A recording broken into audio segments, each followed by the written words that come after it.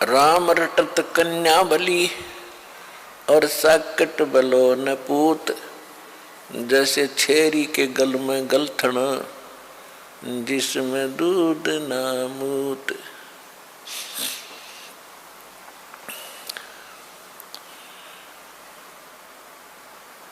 परमात्मा कहते हैं कि ये प्राणी आपत्ति के समय परमात्मा को याद करते हैं। सुख होता है जो भगवान को भूल जाते हैं। यदि सुख में भी भगवान को आप याद करोगे तो आपत्ति नहीं आएंगी। फिर कितना महत्व बताया है भगवान की भक्ति का कि मनुष्य जीवन ये बार बार प्राप्त नहीं होगा। एक बार आपके हाथ से ये छूट गया तो ऐसे समझो जैसे वृक्ष से पत्ता टूट के गिर जाता है, पुनः स्थापित नहीं हो सकता। फिर क्या बताते हैं कि बिना भक्ति के ये प्राणी जो संसार छोड़कर जाता है, अंत समय में इसको सारे जीवन में जो जोड़ा था, इकट्ठा किया था और जो परिवार बना था वो बहुत याद आता है। सारा जीवन परिवार के पोषण में, दुनिया के शोषण में और अपने कोठी बंगले बनाने में खो दिया।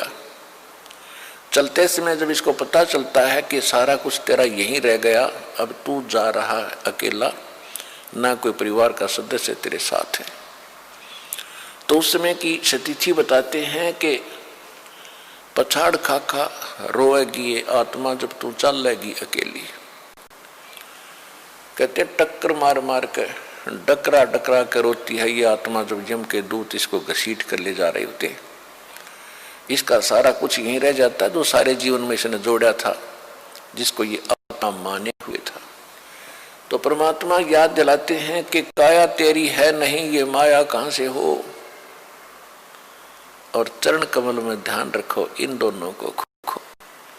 जब तेरा बॉडी नहीं है, बोले आत्मा, तेरा शरीर ही तेरा नहीं है, ये कोठी बंगले कार और ये बैंक बैलेंस बना लग रहा बोंदू, ये तेरे कैसे हो सकते हैं? तेरा क्या है? तेरा है भक्ति जो सीमंत तू कर रहा है, और तेरा है जो हाथ से छोड़ दिया, दान कर दिया। दान भी कहते हैं सुपात्र को करे, गलत स्थान पर किया हुआ दान भी व्यर्थ होता है। गुरु बिन माला फेरते देते दान, गुरु बिन दोनों निष्फल हैं, चाहे पूछो वेद पुराण।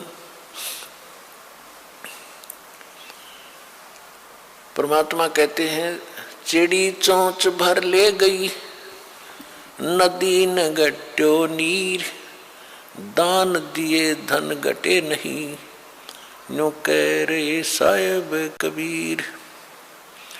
देते को हर देत है जहां तहां से आन, अन देवा मांगत फिरो फिर साहिब सुने ना कान। परमात्मा कहते हैं धर्म तो दसके नहीं, ये दसके तीनों लोग, खैरायत में खैर है भाई कीजिए आत्म पोख। तो मनुष्य जीवन के आपके साथ जो मनुष्य जीवन में संग्रह करोगे, ये धन है जो आपका आपके साथ जाओगा। कबीर सब जग निर्धना, धनवंता ना कोई, धनवंता सो जानियो जिस पर राम नाम धन होवे। कि सारा संसार निर्धन है, जिसके पास सत्य भक्ति जो राम का नाम का धन है, यानी सच्चे मंत्रों की कमाई जो है राम नाम का धन होता है, वो एक धनवान है। बाकी संसारिक संपत्ति, भौतिक जिसके पास संपत्ति है, उसको अध्यात्म मार्ग में धनी नहीं माना जाता। फिर क्या बताते हैं कबीर, राम रटत निर्धन भलो और टूटी घर की छान है, वो सुंदर महल किस काम के जहां भक्ति नहीं भगवान। पुण्यात्माओं, आज परमात्मा के बच्चे जिनको दीक्षा प्राप्त हो चुकी है, उसके परिवार के अंदर एक मिनी आश्रम बन गया। ऐसा स्थान बनाया जाता है जहाँ भगवान के स्वरूप को रखते हैं, जहाँ परमात्मा की ज्योति जलाई जाती है। सभी उठकर वहाँ प्रणाम करते हैं। सुबह और शाम दोपहर को भगवान की चर्चा चलती है, रमैणी होती है, आरती होती है, सुबह के नित्यनेम होते हैं। फिर दिन में जब भी टाइम लगता है, कोई मंत्र कर रहा है, कोई सिमरन सतनाम का कर रहा है, तो कितना माहौल बदल गया ना। उसमें बकवाद बतलावा वो न बोला, वो न बोला, उसका नाश होगा, उनका ऐसे नुकसान होने वाला है, वो ऐसे गलती करते हैं। तो इस तरह की बकवादें बतला के उस परिवार, उस घर के अंदर हम ये कुविचार छोड़ देते थे। फिर वो कुविचार हमारे मस्तिष्क में टकराते रहते थे, हमें डिस्टर्ब रखते थे, शांति नहीं होने देते हैं। और जब परमात्मा की महिमा और अमृतवाणी जब स्टार्ट होती है तो कुविचार ऊपर चले जाते हैं और सुविचार उस घर में धीरे धीरे स्थापित होने लग जाते हैं। फिर घर में शांति शुरू हो जाती है। ये तरीका है। अब कहीं भी परमात्मा की चर्चा नहीं, सुबह उठते या तो न्यूज़पेपर पढ़ देंगे जिनमें कोरी झूठ बकवाद भर रखी होती है, समाचार पत्र, या टीवी चलाएंगे, समाचार सुन लेते हैं, सारे दिन बकवाद गड़े, या फिर फिल्म देखेंगे। तो जब तक प्राणी के पूर्व जन्म के शुभ संस्कार चलते हैं तब तक वो कुछ भी करता रहे, और सपने में भी भगवान याद ना करो, उसको सारे सुख मिल रहे होते हैं। तो संसार ये देखता रहता है, भगत भी डिस्टर्ब हो जाते हैं कि हम भक्ति भी कर रहे हैं, हमें आपत्तियों का फिर भी कोई ना कोई सामना करना पड़ जाता है, और दूसरा व्यक्ति सारा दिन बकवाद करते हैं, शराब पीते हैं, ताश खेलते हैं, राजनीति में बड़े रहते हैं, और कोई भी बुरे काम की कोई टाल नहीं उनके, और वो फिर भी सुखी है। तो इसको देखकर विचलित ना होना, परमात्मा के बताए इस पॉइंटों को, बिंदुओं को ध्यान से सोचना।